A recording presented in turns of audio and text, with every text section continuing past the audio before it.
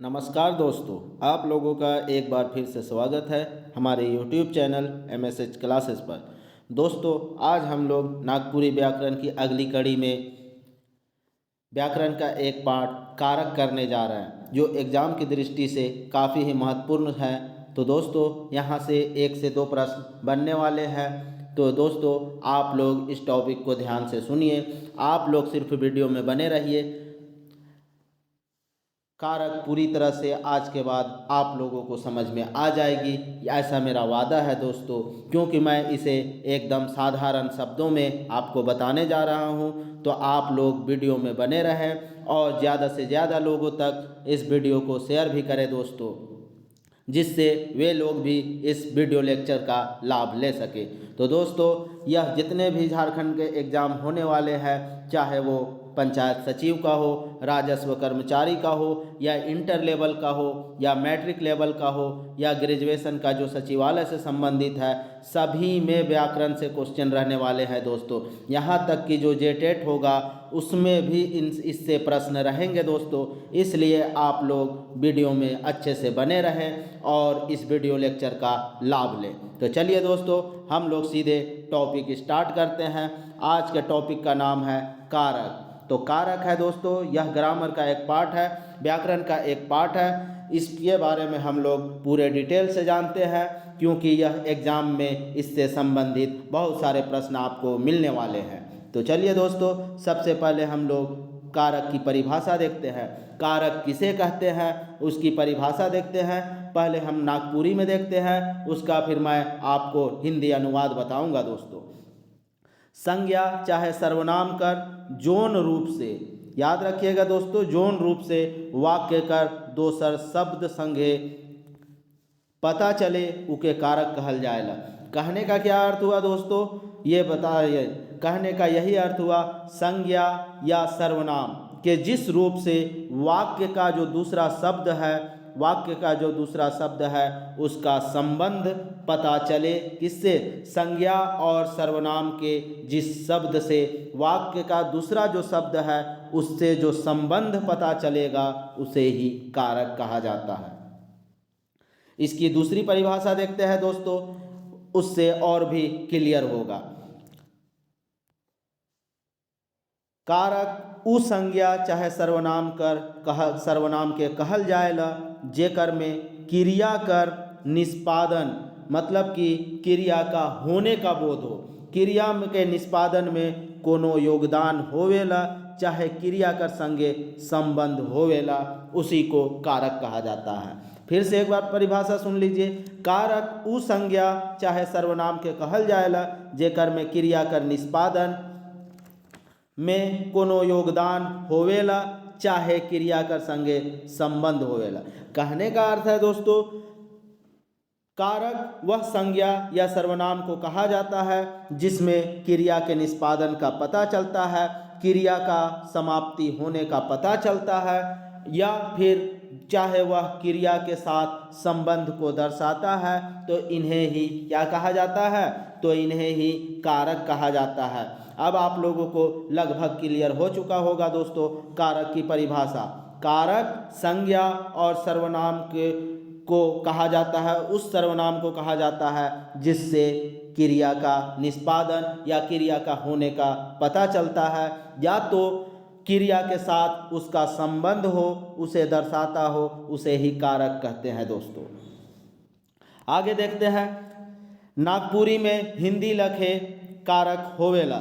जो नागपुरी है उसमें हिंदी के जैसा ही कारक होता है, लेकिन इकर में प्रयोग और चिन्ह में कटिक फर्क भेटाएला।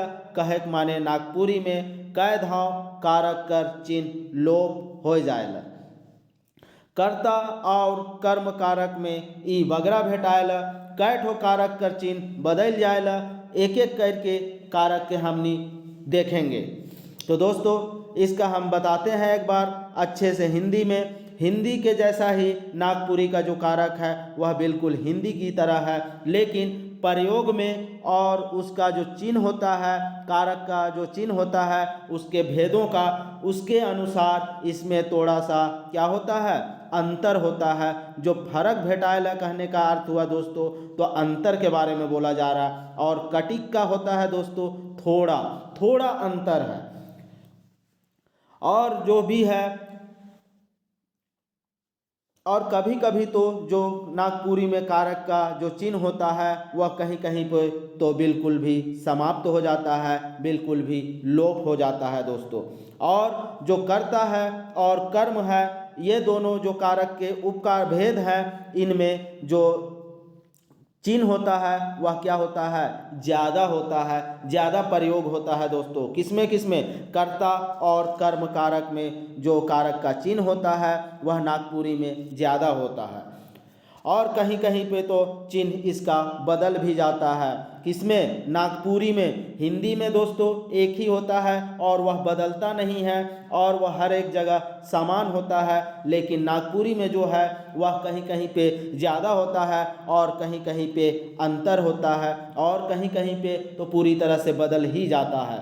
अब चलिए दोस्तों एक एक करके हम लोग कारक के भेद देखते हैं। तो दोस्तों कारक का कितना भेद होता है, तो दोस्तों कारक का दोस्तों 8 भेद होता है। अब इन 8 भेदों को हम लोग एक एक करके देखेंगे। पहले इन 8 कारक के जो भेद हैं उनका चिन्ह क्या होता है उसके बारे में एक एक करके देखते हैं। इसके बाद हम लोग एक एक भेद की चर्चा करेंगे दोस्तों। तो आप लोग बिल्कुल भी घबराइए नहीं, आप लोग संयम रखें और वीडियो को हो सके तो ज़्यादा से ज़्यादा लोगों तक शेयर कीजिए। तो चलिए दोस्तों एक एक करके हम लोग चिन्ह देखते हैं। सबसे पहला भेद है कर्ता कारक। तो दोस्तों जो कर्ता कारक होता है उसका नागपुरी में कोई भी चिन्ह नहीं पाया जाता है, इसीलिए यहाँ शून्य दर्शाया गया है। शून्य कहने का अर्थ है कर्ता कारक का कोई भी चिन्ह नागपुरी में नहीं होता है। दूसरा भेद देखते हैं दोस्तों कर्म कारक। कर्म कारक का जो चिन्ह होता है नागपुरी में, यह चिन्ह दोस्तों वाक्य के बीच में आपको मिलेगा। तो यह जब हम एक एक करके बताएंगे एग्जाम्पल के साथ, तो उसमें यह आपको पूरी तरह से समझ में आ जाएगी। तो चलिए दोस्तों आगे हम लोग देखते हैं। तो कर्म कारक का चिन्ह है वह के है। इसी प्रकार तीसरा भेद है करण कारक। करण कारक का चिन्ह होता है दोस्तों से या सैं। ये दोनों में से कुछ भी मिल जाए वाक्य के बीच में तो आपको समझ लेना है कि यह करण कारक है।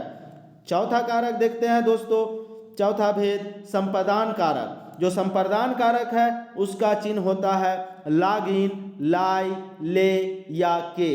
तो दोस्तों ये चिन्ह अगर आपको वाक्य के बीच में मिल जाएगा तो आपको समझना है कि यह संप्रदान कारक का एग्जाम्पल है। अगला भेद देखते हैं दोस्तों आपादान कारक। यह 5वां कारक भेद है और इस 5वां भेद जो आपादान कारक है उसका चिन्ह होता है ले एवं से। तो दोस्तों ये चिन्ह आपको मिल जाएगा। तो दोस्तों अभी आप लोग को कन्फ्यूजन हो रहा होगा क्योंकि करण कारक में भी उसका चिन्ह से है और आपादान कारक में भी से है। तो जब इसको एग्जाम्पल से हम लोग एक एक करके देखेंगे तो वहाँ पे आपको इन दोनों का अंतर साफ साफ दिखेगा दोस्तों, इसलिए बिल्कुल भी घबराइए नहीं। छठा भेद देखते हैं दोस्तों संबंध कारक। और संबंध कारक का जो चिन्ह होता है कर होता है, केर होता है। ठीक है दोस्तों। अगला जो भेद है दोस्तों वह है 7वां भेद अधिकरण कारक। अधिकरण कारक का जो होता है चिन्ह वह होता है ए, में और ऊपरे होता है दोस्तों। अगर ये चिन्ह किसी भी वाक्य में मिल जाए तो आपको समझना है कि ये अधिकरण कारक का वाक्य है। नेक्स्ट देखते हैं दोस्तों 8वां और अंतिम भेद देखते हैं संबोधन कारक। संबोधन कारक का जो चिन्ह होता है वह होता है ए, रे, हो और अरे होता है दोस्तों। अगर किसी वाक्य के बीच में आपको ऐसा चिन्ह देखने को मिले तो आपको समझ जाना है कि वह संबोधन कारक का वाक्य है। चलिए अब एक एक करके हम लोग हर एक भेद को जानते हैं दोस्तों। सबसे पहले हम लोग देखते हैं कर्ता कारक। कर्ता कारक किसको कहते हैं इसकी परिभाषा देखते हैं। काम करे अर्थ में कर्ता कारक होवेला। काम करने का अर्थ ही कर्ता कारक होता है। इसकी दूसरी परिभाषा देखते हैं दोस्तों, आप लोगों को अच्छे से और भी समझ में आएगा। क्रिया से क्रिया से सूचित होवे वाला व्यापार, क्रिया से जो सूचित होने वाला व्यापार है, व्यापार का अर्थ है दोस्तों जो कार्य है, यहाँ व्यापार का अर्थ कार्य होगा। क्रिया से जो सूचित होने वाला कार्य है जे करेला उके कर्ता कहल जाएला। और जो करने वाला होता है किसी काम को, किसी कार्य को जो करने वाला होता है उसे ही क्या कहते हैं, कर्ता कहते हैं। और यही कर्ता कारक कहलाता है दोस्तों। आपको याद रहना है कि जो क्रिया को करता है, कार्य को करता है, या कार्य का करने का फल जिस पे पड़ता है उसे ही कर्ता कारक कहते हैं। जैसे एग्जाम्पल भी हम लोग देखते जाएंगे दोस्तों, तो आपको घबराना नहीं है, बस परिभाषा में आपको समझ लेना है। काम करने का फल या काम करने का जिस पे बोझ पड़ता है वही कर्ता कारक होता है। नागपुरी में कर्ता कारक ने ले कोनो चिन्ह नहीं भेटाएला। जैसे नागपुरी में हम लोग ऊपर ही देखे थे, नागपुरी में जो है वह कर्ता कारक के लिए कोई भी चिन्ह जो है वह नहीं है, क्योंकि हिंदी में कर्ता कारक के लिए चिन्ह होता है लेकिन नागपुरी में कर्ता कारक के लिए कोई भी चिन्ह नहीं होता है। चलिए अब हम लोग कुछ एग्जाम्पल देखते हैं। तो पहला एग्जाम्पल देखते हैं दोस्तों, जत्रु गच चढ़लल हम रोटी खाली। तो दोस्तों यहाँ पे कौन गच चढ़ रहा है? गच चढ़ने का जो बोध है, वह गच चढ़ने का काम जो है, वह क्रिया जो है वो फल किस पे पड़ रहा है? गच चढ़ने का काम कौन कर रहा है? तो यहाँ पे कौन कर रहा है? जत्रु कर रहा है। तो जत्रु जो होगा वह कर्ता कारक होगा दोस्तों। ठीक है। इसी प्रकार रोटी खाया जा रहा है, लेकिन किसके द्वारा खाया जा रहा है? तो जिसके द्वारा खाया जा रहा है वही कर्ता कारक होगा। तो किसके द्वारा खाया जा रहा है? हम के द्वारा खाया जा रहा है, मतलब कि मैं के द्वारा खाया जा रहा है। तो यह जो हम है वह क्या होगा? कर्ता कारक होगा। यहाँ हिंदी लखे चिन्ह कर प्रयोग नहीं होवेला। आगे ही हम लोग देख चुके हैं हिंदी में कर्ता कारक के लिए ने चिन्ह का प्रयोग होता है, लेकिन नागपुरी में कर्ता कारक के लिए कोई भी चिन्ह नहीं होता है। अगर हिंदी का एग्जाम्पल रहता तो जत्रु ने क्या चढ़ा? पेड़ चढ़ा, ऐसा तो ने होता दोस्तों यहाँ पे हिंदी एग्जाम्पल में। लेकिन हम लोग नागपुरी पढ़ रहे हैं तो नागपुरी में जो ने होता है चिन्ह वह विलुप्त हो जाता है, उस चिन्ह का लोप हो जाता है। चलिए अब हम लोग दूसरा भेद पर देखते हैं, वह है कर्म कारक का। कर्म कारक के बारे में देखते हैं। सबसे पहले इसकी परिभाषा देखते हैं। वाक्य में जेकर ऊपरे क्रिया या काम कर फल पड़ेला उके कर्म कारक कहल जाएला। ठीक है दोस्तों, काम का जो फल है या कि काम करने का जो बोझ है वह जिसके ऊपर पड़ता है उसी को कर्म कारक कहा जाता है। दूसरी परिभाषा देखते हैं। क्रिया से होवे वाला व्यापार या कार्य, व्यापार का अर्थ दोस्तों कार्य का समझिएगा। तो क्रिया से होने वाला जो कार्य है उसका फल जिस पे पड़ता है, दोसर वस्तु के ऊपर जो पड़ता है उके कर्म कारक कहल जाएगा। क्रिया से होवे वाला व्यापार कर फल जोन दोसर वस्तु ऊपर पड़ेला उके कर्म कारक कहल जाएला। दोस्तों यहाँ पे कर्ता और कर्म, यहाँ पे दोनों में आपको थोड़ा सा कन्फ्यूजन होगा, सुनने में लग रहा होगा कि दोनों एक ही है, लेकिन एक ही नहीं है। इसमें दूसरे वस्तु की बात हो रही है, इसी को आपको ध्यान में रखना है। यहाँ जिस दूसरे वस्तु पे पड़ रहा है, और कर्म कर्ता कारक में हम लोग देखे थे संज्ञा का डायरेक्ट किस पे पड़ रहा था? जिस पे फल पड़ रहा था वो संज्ञा का बात हो रहा था, लेकिन यहाँ पे दूसरे वस्तु के जो ऊपर उसका पड़ेगा वही उसका क्या होगा? कर्म कारक कहलाएगा। तो चलिए कुछ एग्जाम्पल देखते हैं। जैसे फेंकू गोलू के मारलक, यहाँ पे एग्जाम्पल है फेंकू जो है वह गोलू को मारता है। तो यहाँ पे जो होगा फेंकू क्या किया? मारने का क्रिया कर रहा है। कौन मारने का क्रिया कर रहा है? तो फेंकू मारने का क्रिया कर रहा है। और इसका फल किस पे पड़ रहा है? तो इसका फल जो मार खाने का जो हो रहा है, तो वह मार कौन खा रहा है? तो वह गोलू खा रहा है। तो यहाँ पे किसका हो जा रहा है? तो यहाँ पे देखिए कर्म कारक का चिन्ह के है के। तो कर्म कारक का चिन्ह कौन है? के। तो के तो जो मार खा रहा है उसके पास पड़ रहा है। तो जो मार खाना जो हो रहा है यही मेरा फल है, यही मेरा कर्म है। तो इसलिए यही होगा मेरा क्या? कर्ता कर्म कारक। तो कर्म कारक दोस्तों यही मेरा कर्म कारक कहलाएगा। अब हम लोग नेक्स्ट देखते हैं करण कारक। करण कारक का परिभाषा देखते हैं। वाक्य में जे शब्द काम पूरा करे में मदद करेला उके करण कारक कहेना। तो दोस्तों जो भी शब्द में, जिस वाक्य में जिस शब्द से हमें क्या होगा, काम पूरा करने में मदद में दिखेगा उसे ही, या मदद मिलेगा उसे ही करण कारक कहा जाता है। दूसरी परिभाषा देखते हैं। दूसरी परिभाषा, क्रिया कर निष्पत्ति ले कर्ता जे वस्तु कर मदद लेवेला चाहे जे वस्तु के साधन बनाएला उके करण कारक कहल जाएला। इकर चिन्ह से है के।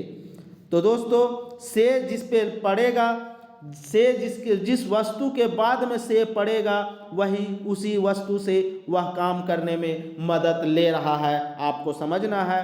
तो जिस वस्तु का वह प्रयोग या जिस वस्तु से वह मदद लेगा उसके बाद में से का प्रयोग होगा। आपको यही वाक्य को पहचानना है, से को पहचानना है। से किसके बाद में लगा है, से जिसके बाद में लगेगा वही मेरा क्या होगा, वही मेरा करण कारक होगा। तो चलिए दोस्तों कुछ एग्जाम्पल देखते हैं। जैसे रीझू टंगा से गज काटेला। जो रीझू है वह टांगी से क्या काटता है, पेड़ काटता है, गज काटता है। गज को ही पेड़ बोला जाता है और टांगा का अर्थ होता है दोस्तों टांगी। तो रीझू जो है एक आदमी है और काटेला का अर्थ होता है काटना। तो रीझू जो है वह किससे काट रहा है पेड़ को, तो किससे, टांगी से। तो टांगी जो है यह मेरा क्या कहलाएगा, ये मेरा कहलाएगा करण कारक। तो इसी पे बोझ पड़ रहा है, इसी से मदद ले रहा है, टांगी से मदद ले रहा है, इसलिए टांगी करण कारक कहलाएगा। दूसरा एग्जाम्पल देखते हैं दोस्तों। बाबू दांत से चावेला। जो भी बाबू है वह चावता है। चावने का अर्थ होता है दोस्तों दांत से काटना। तो अगर यह काट रहा है तो किस चीज़ से काट रहा है, तो किस चीज़ से मदद ले रहा है काटने का, दांत से ले रहा है। तो दांत मेरा करण कारक कहलाएगा। इसका चिन्ह है दोस्तों से पता चल रहा है जिस वस्तु से मदद लेगा उसके जस्ट बाद में से आएगा। तो आपको याद रखना है, वाक्य में कभी दे दे इस तरह का वाक्य और पूछ दे कि यह कौन सा वाक्य है, किस भेद का वाक्य है, तो आपको पहचानना है यह करण कारक का वाक्य है। चलिए नेक्स्ट देखते हैं हम लोग संप्रदान कारक। संप्रदान कारक की परिभाषा देखते हैं दोस्तों। क्या होता है, वाक्य में जेकर ले काम होथे उके संप्रदान कारक कहल जाएला। जिस वाक्य में पता चलता है जेकर ले, मतलब कि जिसके लिए काम हो रहा हो उसे ही संप्रदान कारक कहा जाता है। जिसके लिए काम होता है उसी को क्या कहा जाता है, संप्रदान कारक कहा जाता है। आपको याद रखना है, वाक्य में जेकर ले काम हो थे उके संप्रदान, अर्थात कि वाक्य में जिससे पता चले या जिसके लिए काम हो रहा है वही मेरा क्या कहलाएगा, संप्रदान कारक कहलाएगा। इकर चिन्ह के है, के या ले, लागिन या लाई खातिर है के। ठीक है दोस्तों, इसका जो चिन्ह है वह क्या है संप्रदान कारक का, के हो सकता है, ले हो सकता है, लागिन हो सकता है, लाई हो सकता है और खातिर हो सकता है इत्यादि होगा। अगर ये आपको वाक्य के बीच में दिख जाए तो आपको समझ लेना है कि यह संप्रदान कारक से है। चलिए कुछ उदाहरण देखते हैं। पहला उदाहरण देखते हैं, मैया ले। मैया जो है, मैया ले फराक किनली। तो फराक का जो होता है, किनली का अर्थ होता है खरीदना। तो मैया जो है, मैया जो होता है दोस्तों एक बालिका को कहा जाता है, एक गुड़िया को कहा जाता है। और फ्रॉक का जो अर्थ होता है दोस्तों आपको पता है, फ्रॉक के बारे में बोला जा रहा है। तो यहाँ किनली का अर्थ होता है खरीदना। और किस मैया से, मैया ले किसके लिए खरीदा जा रहा है, तो किसके लिए, इस जो बालिका है, ये जो गुड़िया है उसी के लिए, ये जो मुन्नी है उसके लिए खरीदा जा रहा है। क्या खरीदा जा रहा है, फ्रॉक खरीदा जा रहा है। तो वाक्य में जेकर ले काम हुआ थे, तो किसके लिए वह काम हो रहा है, किसके लिए हो रहा है, मैया के लिए हो रहा है ना। तो मैया के लिए खरीदा रहा है। अब क्या खरीदा रहा है, फ्रॉक खरीदा रहा है। ठीक है दोस्तों, तो आपको इसी से समझना है। नेक्स्ट एग्जाम्पल देखते हैं हम लोग। तोर लागिन जीव दे देव। किसी के बारे में हम कह रहे हैं कि तुम्हारे खातिर हम क्या करेंगे, लागिन या खातिर दोनों आ सकता है दोस्तों। यहाँ लागिन के जगह में अगर हम खातिर भी कर देंगे तो भी सही हो जाएगा सेंटेंस। तो यहाँ पे तुम्हारे खातिर हम क्या करेंगे, अपना जान भी दे देंगे। जब अगर तुमको कुछ कभी वैसा ज़रूरत पड़े तो हम तुम्हारे खातिर अपना जान भी दे देंगे। तो यहाँ पे पता चल रहा है किसी के लिए हो रहा है, तो किसके लिए हो रहा है, तोर के लिए हो रहा है। मीन्स कि यहाँ पे तुम जो है वह संप्रदान कारक है। किसके लिए हो रहा है, जीव देने की बात तुम्हारे लिए हो रहा है। मीन्स कि अगर यहाँ पे तुम्हारे के जगह में हम राम मोहन सोहन कुछ भी कर सकते हैं, लेकिन दोस्तों हम लोग सर्वनाम में क्या देखे थे कि नाम के जगह में क्या तुम वगैरह, तुम तो तोर वगैरह लगाना है, तो इसलिए यहाँ पे तोर लगाए हैं। अगर यहाँ पे नाम भी लगा देंगे तो भी सेंटेंस गलत नहीं होगा। राम के खातिर हम क्या करेंगे, जान दे देंगे। तो यहाँ पे जो राम हो जाएगा वह राम ही संप्रदान कारक कहलाएगा। तो यहाँ पे दोस्तों तोर से हमको पकड़ना है कि इसी के लिए काम हो रहा है। चलिए आगे देखते हैं अगला भेद, अपादान कारक। अपादान कारक के बारे में देखते हैं दोस्तों। इसकी परिभाषा देखते हैं। वाक्य में जेकर से कोनो वस्तु के अलग या जुदा होवे बोध होवेला उके अपादान कारक कहल जाएला। मतलब जिस वाक्य में इकर में टूटे छूटे दूर होवे भाव भेटाएला, इकर चिन्ह ले या से है के। ठीक है दोस्तों, अपादान कारक का जो चिन्ह होता है वह ले या से होता है। और इसकी परिभाषा हम लोग हिंदी में समझते हैं कि वाक्य से किसी वस्तु का क्या होता है, जुदा होने का जिससे बोध होता है, उसी को हम लोग क्या कहेंगे, अपादान कारक कहेंगे। वाक्य में जेकर से कोनो वस्तु के अलग होने का, मतलब जिस वाक्य से किसी वस्तु का जुदा होने का पता चलता है उसे अपादान कारक कहते हैं। इसमें क्या क्या वर्ड आ सकता है, या तो टूटने का वर्ड, क्योंकि पत्ता जो होता है वो कहाँ से टूटता है, पेड़ से टूटता है। स्टेशन से क्या होती है, ट्रेन छूटती है, तो छूटने की बात हो रही है, तो यह भी मेरा अपादान कारक का होना होगा। यहाँ दूर है, मैं उससे दूर जा रहा हूँ, तो यहाँ दूर जाने का भी जिससे बोध होगा वह भी मेरा अपादान कारक होगा।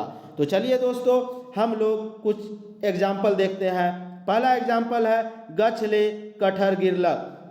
कटहर का अर्थ होता है दोस्तों कटहल, ठीक है, और गछ का अर्थ होता है दोस्तों पेड़, और गिरलक का पता है आप लोग को गिरना। तो किससे गिरा, जो कटहल है वह किससे गिरा, तो गछ से गिरा। तो ठीक है, यहाँ पे अलग होने की बात पता चल रही है, अलग जुदा होने की बात पता चल रही है, तो यह मेरा अपादान कारक कहलाएगा। अगला देखते हैं दोस्तों एग्जाम्पल, बुधनी घर से भागलक। जो बुधनी है वह कहाँ से भागती है, वह घर से भाग जाती है, तो यह दूर जा रही है, दूर जाने का बोध हो रहा है। वह घर से कहाँ से दूर जा रही है, घर से। हम बोले थे जिस शब्द के बाद वह चिन्ह लगे वहीं से पकड़ना है आपको। तो कहाँ से दूर भाग रही है, घर से भाग रही है। और कौन भाग रही है, तो यहाँ से हमको पता चल रहा है बुधनी भाग रही है। ठीक है दोस्तों, नेक्स्ट हम लोग भेद देखते हैं संबंध कारक। संबंध कारक की परिभाषा देखते हैं। सबसे पहले, क्रिया से जेकर संबंध जानल जाएला वो संज्ञा चाहे सर्वनाम के संबंध कारक कहल जाएला। कहने का अर्थ हुआ दोस्तों, क्रिया से जिसका संबंध या पता चलता है या पहचान में आता है, उस संज्ञा या सर्वनाम को ही क्या करते हैं, हम लोग संबंध कारक कहते हैं। जिस क्रिया से ऐसा पता चले कि उसके साथ क्या है, संज्ञा या सर्वनाम का संबंध है, तो उसे ही हम क्या करेंगे, संबंध कारक कहेंगे।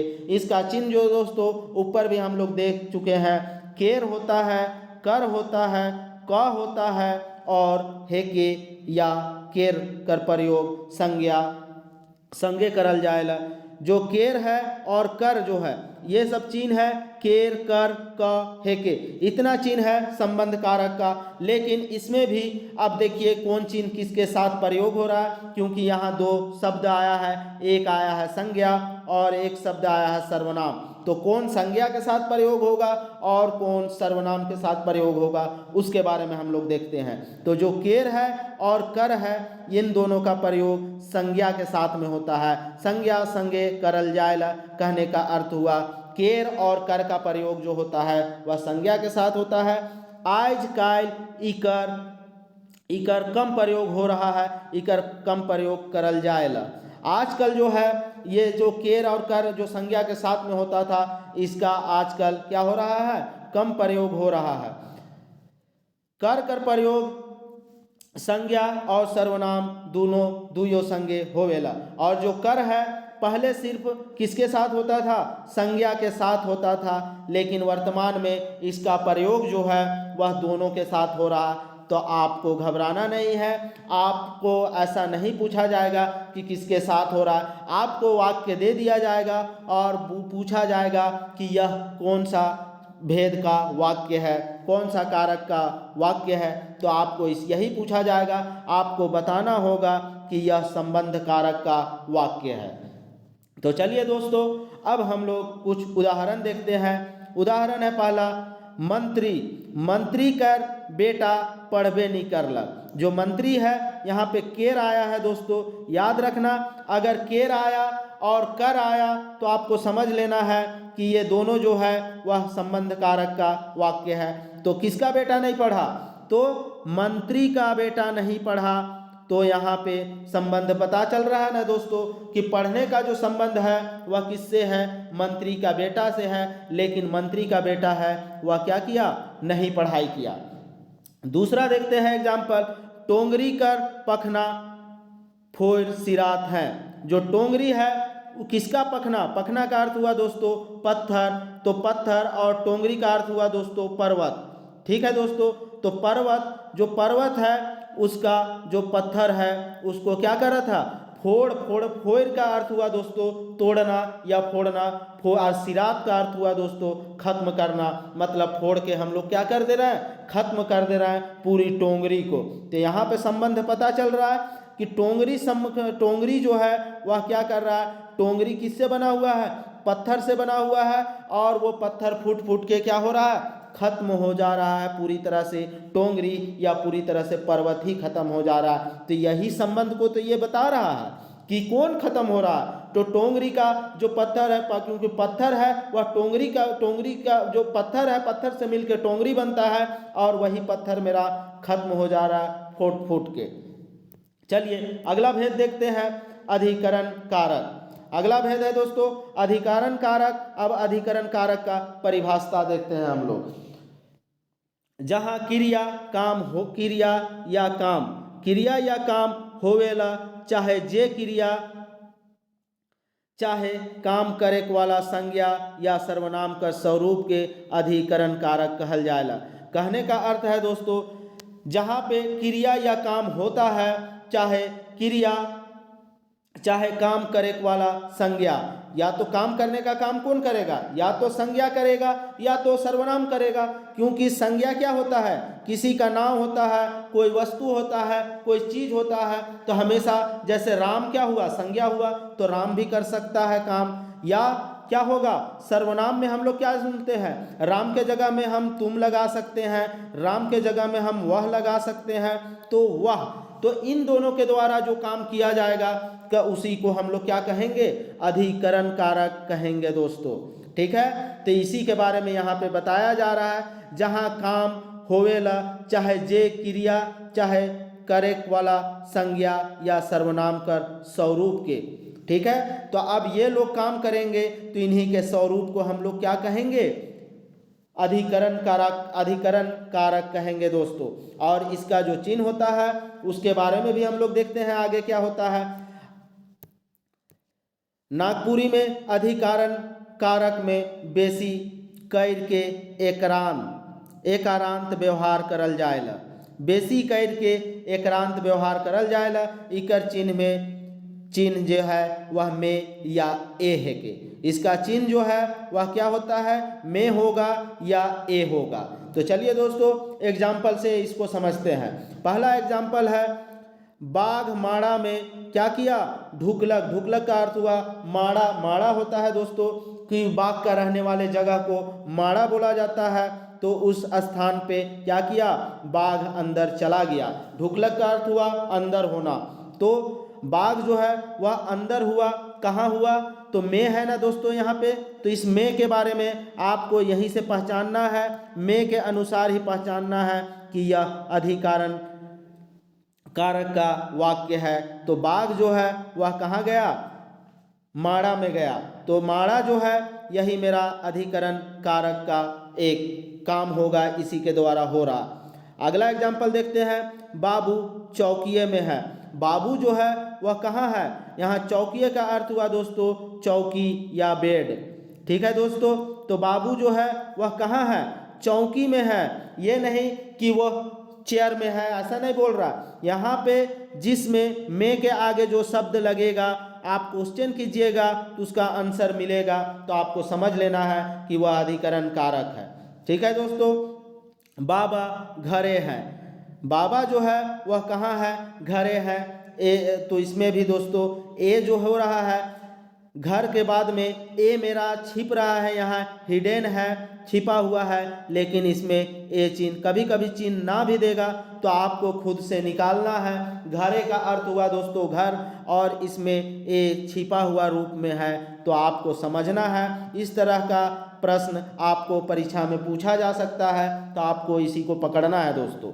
चलिए हम लोग आगे देखते हैं अगला भेद। अगला भेद है दोस्तों संबोधन कारक। लास्ट भेद जो है दोस्तों कारक का 8वां भेद वह है संबोधन कारक। इसकी परिभाषा देखते हैं, जेकर से कोनो संबोधन कर बोध होवे उके संबोधन कारक कहल जाएगा। कहने का अर्थ हुआ दोस्तों जिससे, जिस वाक्य से किसी का क्या होता है, संबोधन किया जाता है, जिस चीज से किसी का संबोधन किया जाता है उसे ही संबोधन कारक कहते हैं। इसका चिन्ह क्या क्या है दोस्तों, तो इसका चिन्ह है ए है, हो है, रे है, ए है, ना है, मने। ये सब इतना जो चिन्ह अगर आपको मिल जाएगा तो आपको समझना है कि वो वाक्य जो है वह संबोधन कारक का है। चलिए दोस्तों आगे देखते हैं। नागपुरी में संबोधन कारक का प्रयोग बहुते भेटाएला। कहने का अर्थ हुआ कि नागपुरी में जो संबोधन कारक है यह बहुत ही ज़्यादा प्रयोग में होता है। रोज दिन कर बोलचाल में घड़ी घड़ी इकर प्रयोग होवेला, और जो संबोधन कारक का जो चिन्ह है इसका प्रयोग दिनचर्या के मामले में दिन भर होते रहता है, यही बताया गया है। अब हम लोग इसका कुछ उदाहरण देखते हैं दोस्तों। पहला उदाहरण है ए छोड़ी घर जा। यहाँ घर जाने की बात हो रही है, ले यहाँ यही तो संबोधन कर रहा है। यहाँ संबोधन ए किसके बारे में कह रहा है, ए छोड़ी। छोड़ी का अर्थ हुआ दोस्तों लड़की के बारे में कह रहा है। लड़की को नागपुरी में क्या कहा जाता है, छोड़ी कहा जाता है। तो यहाँ छोड़ी का संबोधन किससे हुआ, ए से हुआ। यही चीज को आपको पकड़ना है। तो ए जो होगा वह संबोधन कारक कहलाएगा। यह पूरी तरह से वाक्य के पहले रहेगा दोस्तों, आपको याद रखना है। वाक्य के पहले रहेगा और वहाँ उसके बाद कुछ ना कुछ चिन्ह रहेगा। तो यही चीज आपको पकड़ना है एग्जाम में। ए छोड़ी घर जा, तो छोड़ी का जो संबोधन है वह ए से है, इसीलिए ये संबोधन कारक कहलाएगा। हम लोग इधर देखे थे ए ना, तो ए ना हिने आओ। अब ए ना किसी के भी बारे में बोल रहा है। अब वहाँ पे राम रहता तो राम के बारे में, लेकिन यहाँ पे हम लोग जानते हैं कारक में कारक का जो काम कर देता है वो कौन करता है, संज्ञा और सर्वनाम करता है। तो यहाँ पे इसीलिए ए ना अगर आ रहा है तो भी आपको पकड़ लेना है। अगर हो आए तो हो से भी हो, हिने जा, हुने जा, हुने जावब, हिने आवब, ये सब रहेगा ना, तो आपको पकड़ लेना है कि यह संबोधन कारक है। इसी तरह रे है, रे छोड़ा बदमाशी ना कर। किसी के बारे में बोल रहा है अरे छोड़ा, तो अरे पूरा ना कह के रे भी कह देगा तो आपको समझ लेना है कि यह संबोधन कारक का वाक्य है। तो दोस्तों इस तरह से हम लोग पूरी तरह से क्या देखें, कारक के बारे में पढ़ें। अब कारक के बारे में कुछ और भी देखते हैं जिससे आपको समझने में आसानी होगी, और यह शॉर्ट में है दोस्तों, आप लोग ध्यान से देखें। कारक के संक्षेप में समझे के लिए हेठे देवल तरीका के अपनाए चाहे। मीन्स कि कारक को हम लोग संक्षेप में समझते हैं और जो हेठे देवल दोस्तों यानी नीचे जो तरीका दिया हुआ है उससे हम लोग क्या करते हैं कि बता सकते हैं, समझ सकते हैं कि यह किस कारक का वाक्य है। तो चलिए दोस्तों एक एक करके हम लोग देखते हैं। पहला है कर्ता कारक। तो कर्ता कारक किसको कहते हैं? क्रिया के करेक वाला, मतलब कि क्रिया को जो करने वाला है, करने वाला आदमी को ही या करने वाला वस्तु को ही हम लोग क्या कहेंगे? कर्ता कारक कहेंगे। इसी प्रकार दूसरा देखते हैं कर्म कारक। तो कर्म कारक में दोस्तों जेकर पर क्रिया कर फल चाहे प्रभाव पड़े, हम लोग ऊपर भी देख चुके थे, जिस पे क्रिया का फल पड़ता है कि मीन्स की क्रिया किसके द्वारा हो रहा है, किसके माध्यम से कर रहा है, तो जिस पे क्या पड़े? प्रभाव पड़े या जिस पे फल पड़े वही मेरा कर्म कारक होगा। तो दोस्तों ये आसानी से आपको हो सकता है, बस एक दो बार आप लेक्चर को सुनिएगा तो उम्मीद है कि आपको यहाँ से प्रश्न गलत नहीं होगा। चलिए अगला देखते हैं करण कारक। करण कारक में इसका जो है कुछ देखते हैं दोस्तों। उस साधन है के जेकर से क्रिया पूरा होवेला, वह साधन के बारे में बताना है जिस साधन से क्रिया को क्या किया जाता है? पूरा किया जाता है। क्रिया को करने वाले साधन को ही करण कारक कहते हैं। आप लोग इसे याद रखेंगे, ये सिर्फ नीचे अभी जो बता रहे हैं सिर्फ इसे याद रखिएगा तो आपको एग्जाम में इससे प्रश्न बन जाएंगे। अगला देखते हैं चौथा संप्रदान कारक। संप्रदान कारक में कहता है दोस्तों जेकर हित कर पूर्ति क्रिया से हो, जिसका भी हित है, जिसका भी काम है उसकी पूर्ति किससे हो? क्रिया से हो, तो उसे ही हम संप्रदान कारक कहेंगे। आप इसे और उन ऊपर जो पता है उन दोनों को आप कंपेयर कीजिएगा, तुलना कीजिएगा तो आपको ज़्यादा समझ में आएगा। आप लोग ऐसा कर सकते हैं। चलिए अगला देखते हैं पांचवा कारक।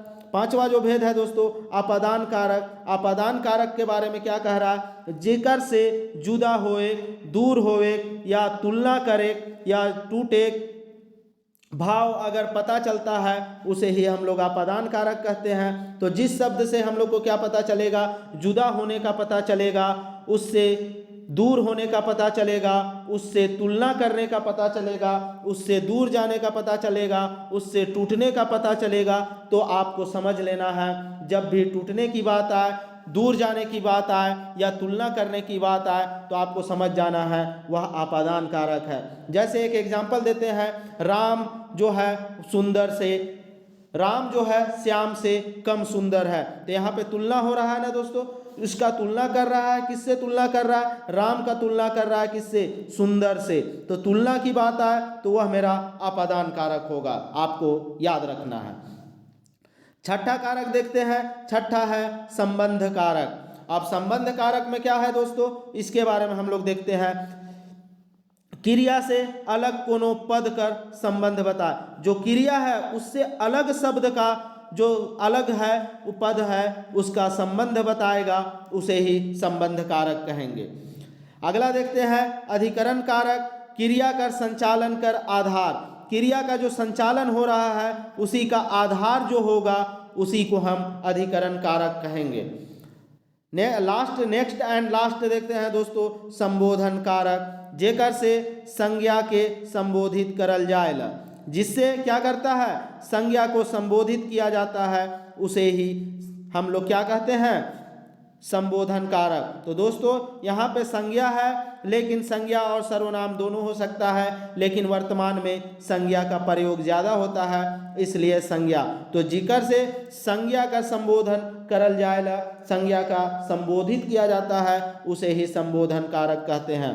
तो इस तरह से दोस्तों हम लोग का कारक पूरी तरह से समाप्त होता है। आप लोग इस लेक्चर को एक बार में अगर समझ में नहीं आए तो आप दोबारा देख सकते हैं, 2 बार देखिए, 3 बार देखिए, उसके बाद हो सकता है ये आपके दिमाग में पूरी तरह से बढ़ जाएगा और इससे कभी भी आपको प्रश्न गलत नहीं होगा दोस्तों। तो आप लोग इस वीडियो को ज़्यादा से ज़्यादा लोगों तक शेयर कीजिए दोस्तों, जिससे सचिवालय की पूरी तैयारी और लोग भी आसानी से कर पाएँ। वीडियो में अंत तक बने रहने के लिए आप लोगों का धन्यवाद। जय झारखंड, जोहार।